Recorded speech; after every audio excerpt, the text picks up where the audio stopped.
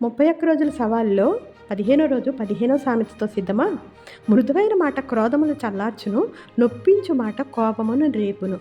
చాలా పెద్ద పెద్ద గొడవలండి చిన్న నొప్పించే మాటతోనే మొదలవుతాయి. ఎవరైనా నొప్పించే మాట అన్నప్పుడు మనం కాస్త కోపం చల్లార్చుకొని మృదువుగా మాట్లాడితే 99% గొడవలు జరగవండి.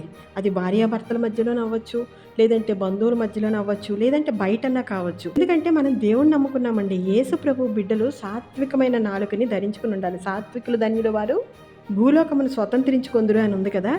జ్ఞానుల నాలుక మనోహరమైన జ్ఞానాంశములు పలుకును, బుద్ధిహీనుల నోరు మూఢవాక్యములు కుమ్మరించును. ఎప్పుడూ కూడా చెడ్డ మాటలు మీ నోట రానివ్వద్దు. సాత్వికమైన నాలుక జీవవృక్షం అంట. యెహోవా కన్నులు ప్రతి స్థలం మీద ఉంటాయి, చెడ్డవారిని మంచివారిని అవి చూస్తాయని చెప్పేసి ఈ 15వ సామెతలో ఉందండి. పాతాళమును అగాధ కోపమును యెహోవా కనబడుచున్నవి, నరుల హృదయము మరి తేటగా కనబడును. నీ హృదయంలో ద్రోహి అనుకుంటేనే నరక శిక్షకును పాత్రుడు అన్నాడు కదా.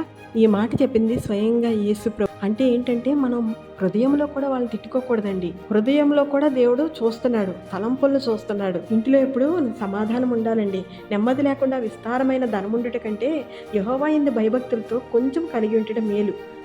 ప్రేమ గల చోట ఆకుకూరల భోజనం తినటం మేలు అన్నారు కదా. భార్యాభర్తల్లో డబ్బు సంపాదించాలి, గొప్పగా బ్రతకాలి అనే కంటే కూడా మన మధ్యలో ఆత్మ అనే బంధంతో ఐక్యతతో మనం ఉంటే ఆకుకూరల భోజనమైనా కూడా అది ఎంతో మేలుగా ఇక్కడ చెప్పబడింది.